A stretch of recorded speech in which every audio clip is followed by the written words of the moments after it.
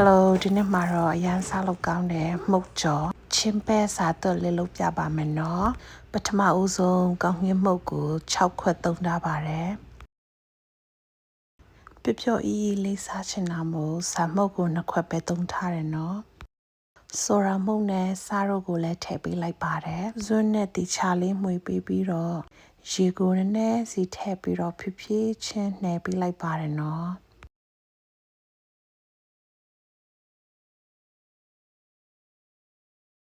ကောင်းကောင်းလေးနှဲပြီးသွားရင်မိနစ်20လောက်ထားလိုက်ပါမယ်နော်မှုတ်လေးနှစ်ထားတော့မှအစာသွတ်ဖို့ရအတွက်ပဲလေးကိုလာလုပ်ပြလိုက်ပါတယ်ဒါကတော့ဖြစ်နေအောင်ချက်ထားတဲ့ထငက်ရည်ပေါ့နော်အဲ့ထငက်ရည်ကိုချက်ပြီးသားပဲနဲ့ရောပြီးတော့မှွေပေးလိုက်မယ်နော်ကောင်းကောင်းလေးနှဲပေးလိုက်ပါတယ်ထငက်ရည်ပြပြလေးနဲ့မှပဲအဆင်ပြေပါမယ်နော်အခုအစာသွတ်ဖို့ရအတွက်ပဲလေးလဲရပြီမိနစ်20လဲပြည့်ပြီဆိုတော့မှုတ်ကြောဖို့ရအတွက်ဦးထဲကိုစီလေးထည့်လိုက်တော့မယ်နော်စီပူဖူးဆောင်နေတော့မှုတ်ဒီဇိုင်းလုပ်တဲ့နည်းလေးကိုပြောပြပေးမယ်နော်ပထမဦးဆုံးပလတ်စတစ်ဘောကိုစီလေးတုပ်ပေးပြီးတော့မှုတ်ဖက်လေးကိုချိန်တဲ့အရွယ်စားယူပြီးဗီဒီယိုထဲကအတိုင်းလုပ်ပေးရပါမယ်နော်ဒီနည်းလေးခက်နေရင်မှုတ်ဖက်လေးကိုလုံးပြီးတော့အုံလုံးကြော်ကြော်တဲ့မျိုးလဲကြော်လို့ရပါတယ်ရှင်ဒီမှုတ်ဒီဇိုင်းလေးကိုအမေကြော်နေကြမှုတ်ဒီဇိုင်းလေးမလို့ကိုကဒီအတိုင်းလေးပဲကြော်လိုက်ပါတယ်နော်ချစ်စရာကောင်းပြီးတော့စားလို့ရကောင်းပါတယ်ရှင်မှုတ်လေးကိုကျွတ်ကျွတ်မမာလေးစားချင်ရင်ဆန်မှုတ်ကိုများများ3ပုံ2ပုံလောက်ထည့်ပေးလိုက်ပေါ့နော်မိပူပူလေးနဲ့ဆိုရင်ပူကျွတ်တယ်ပေါ့နော်မှုတ်သားလေးတွေမပေါက်အောင်တော့ဟိုဘက်ထိဖက်ခဏခဏလှမ်းပေးရပါတယ်ရှင်လုံနီးလေးကခက်တယ်လို့ပြမဲ့အရန်လွယ်ပါတယ်ရှင်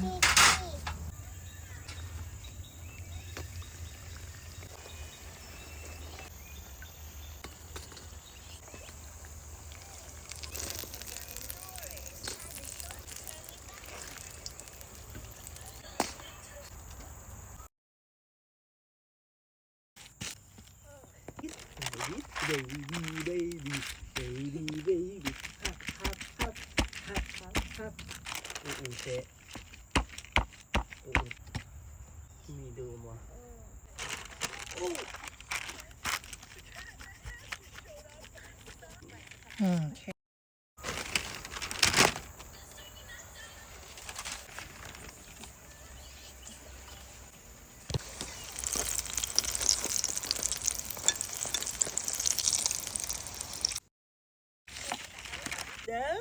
okay do more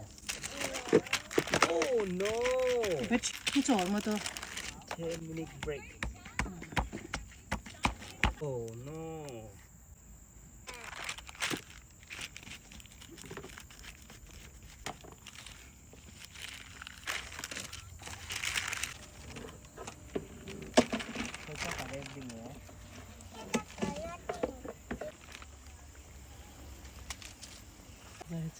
အတာမပြေလို့နားမလဲတာလေးတွေရှိရင် comment မှာမေးလို့ရပါတယ်နော် comment မှာမေးချင်ရင်လည်း messenger မှာမေးလို့ရပါတယ်နော်ပုံလေးတွေလည်းစားလို့ရပါပြီနော်အလှဆင်ပြပါမယ်နော်လာစားကြပါအောင်ရှင်မစားဘူးသေးရင်လုပ်ကြည့်နော်ရမ်းစားလို့ကောင်းတော့လေအထက်ကချူအေးလေးနဲ့လေ